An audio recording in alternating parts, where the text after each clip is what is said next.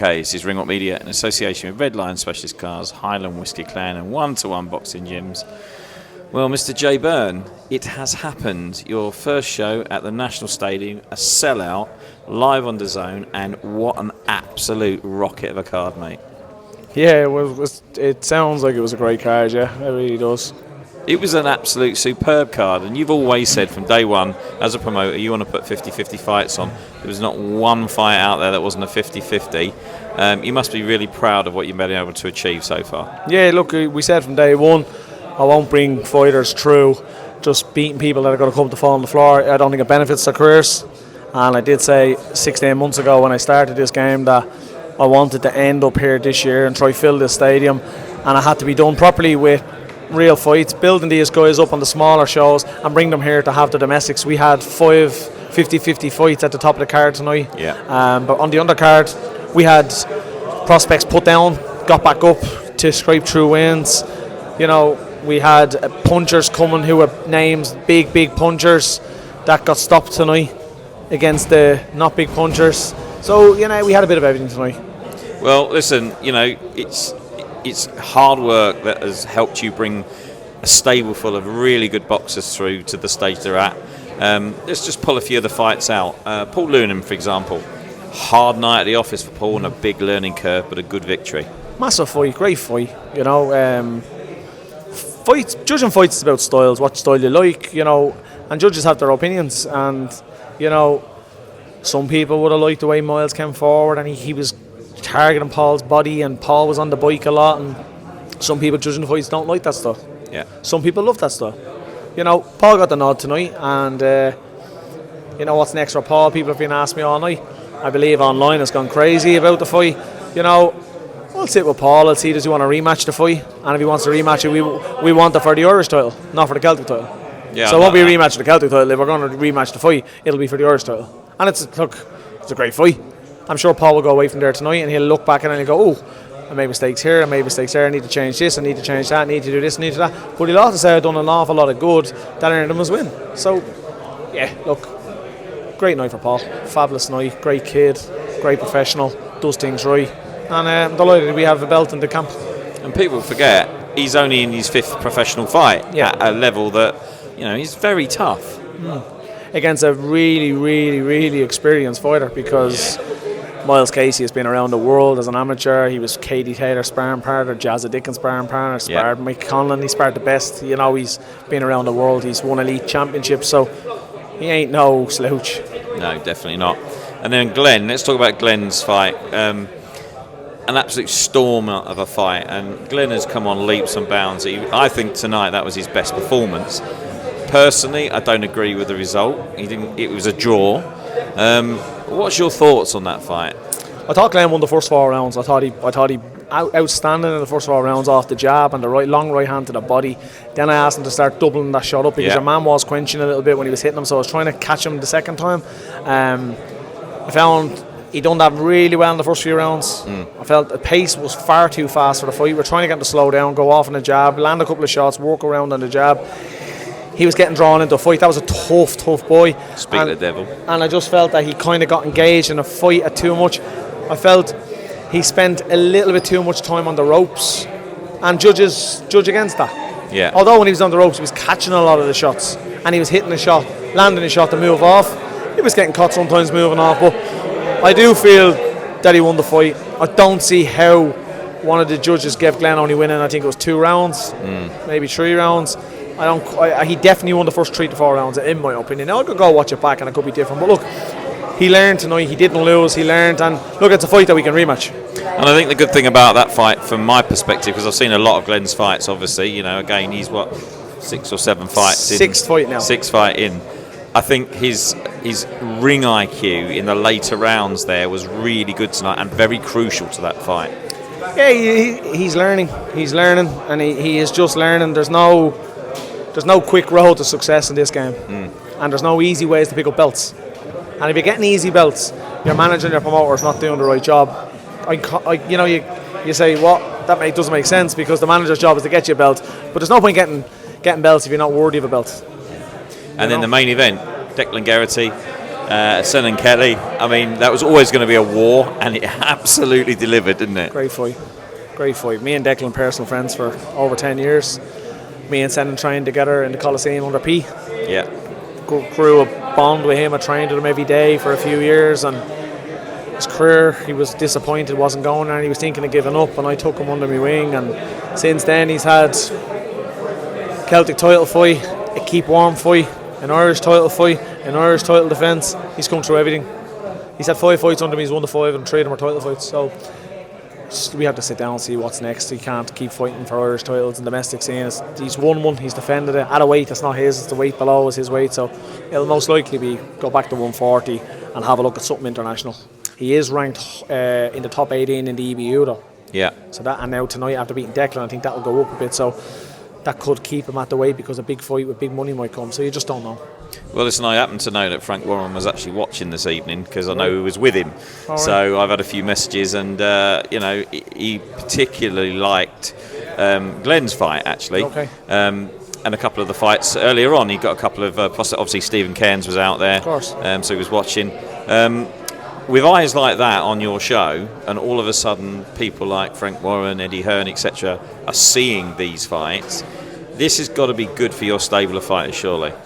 Yeah, look, absolute. Them two boys are the goats of the game. They are what they're doing now at the minute. You know, it's what they've done for years. Frank is he's a veteran. Man, you know what he's done. I read all the stories about Frank back in the day, and massive stories about him. What he's done, he's an icon. And Eddie Hearn, I've always looked up to Eddie Hearn. I read his book, and I've looked into a lot about Eddie, and I read a lot of stuff about him, and I look at his podcast and all the stuff, and they're idols of mine. If I can do a tenth of what they've done in the sport, it's success. What I want to do over here is I want to build something. It will never match them, I don't believe, because what they have is, in my opinion, untouchable. Yeah. But if I can get to a level over here that it's not always about our boys going to be in the away corner in a 60-40 or a 70-30 against that. We can start bringing the UK opponents here, and we can go over there in 50-50s for bigger belts and things like that. That's the dream. You know, I want to be in them conversations, and I feel what we're doing is right. And we're only 16 months in. That's our 8th event. Yeah. And look, I'm only learning how to walk, as they say. But to think Frank Warren watched my show tonight, that's a dream. To have DAZN putting out their platform for me tonight was a dream, and I thank anyone who was involved in DAZN that made that happen, including Jamie Conlon, who really made it happen for us. I can't thank them enough, because they've given me an opportunity to showcase what I can do with the event, but also what all the boys can do, and I feel we didn't let anyone down tonight. You definitely didn't, and I think it's just deserves, because I remember sitting down with you after your last fight, and you said, I'm going to be a promoter. I didn't really laugh, but I was like, fucking hell, mate, are you sure? Because this is a tough game. And you went, yeah, absolutely, I've got a plan. I've got a 3-year plan, and I'm going to make it happen. You've just said yourself, that was your 8th event, and you filled the National Stadium. Now, I've been at events here before, and they haven't been filled.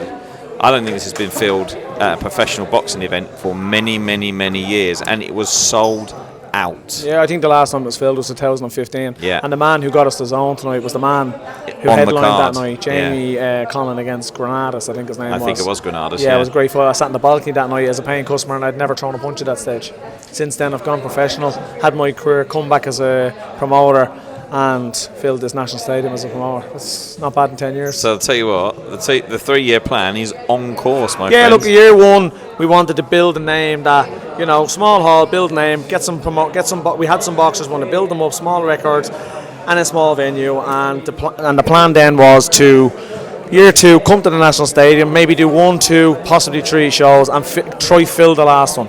Then going into year 3, we hope to have boys up to the level of European, international level, and potentially by the end of year 3, get to the Tree Arena or be involved in a show in the Tree Arena where we have some of our lads showcasing their talents on the biggest stage. And stage 1 was complete last year, and we've already filled the National Stadium.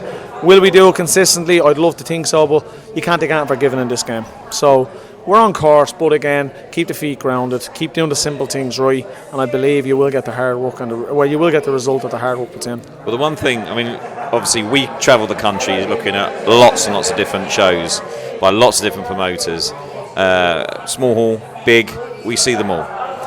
This is, without shadow of a doubt, the only promotion that has 50-50 fights, even if it's your fighters. Yeah, no one's doing it. No, and I understand why.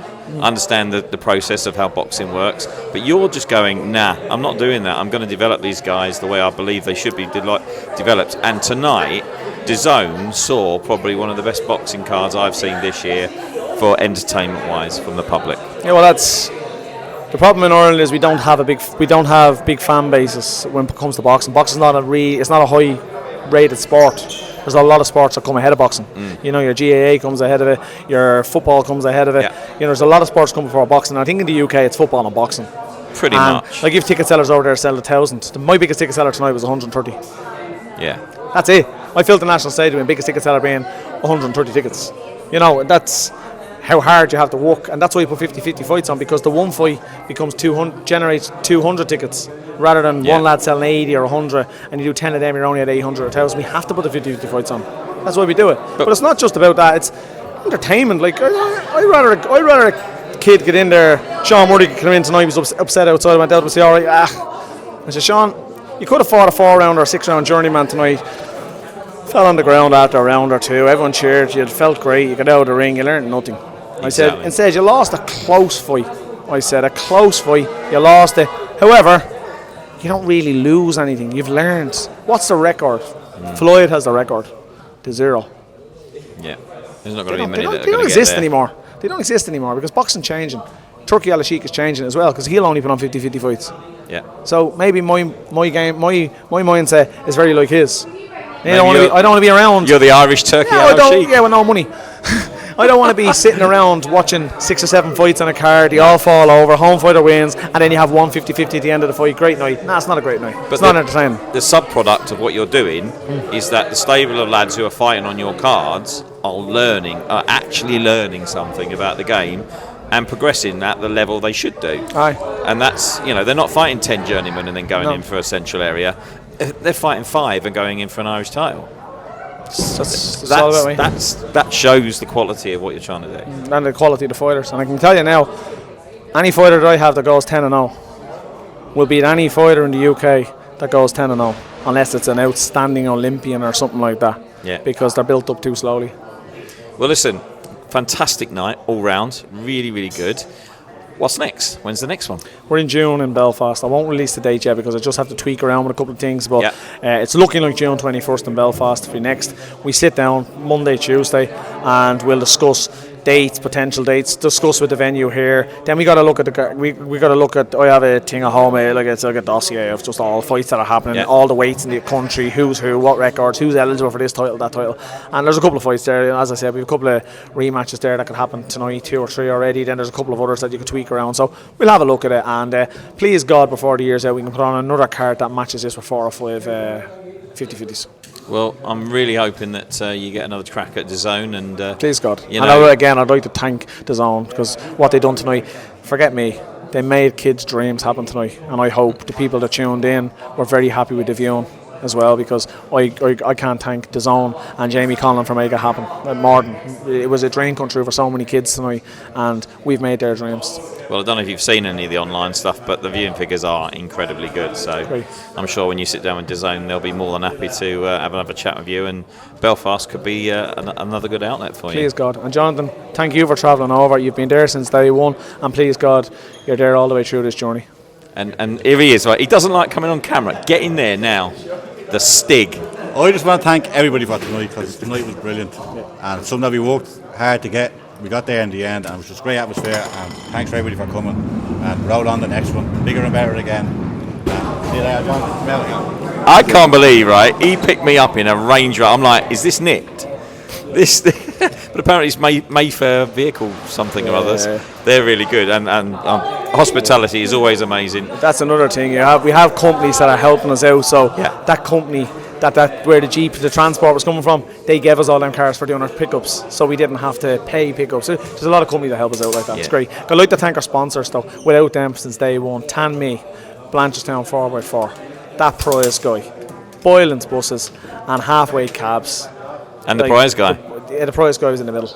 I didn't hear that bit. And I have to say, noisy. without them guys, we'd be lost. And there's fight sponsors that have come in and things over the years. We can't thank the sponsors enough, the people that buy tickets, and again, DAZN and everybody out there who tuned in tonight, bought a ticket. Thank you very much from the bottom of my heart. Well, listen, we all deserve a beer now. Congratulations on a superb evening, mate, Thank you, of boxing, and roll on June. Thank you very much, bro.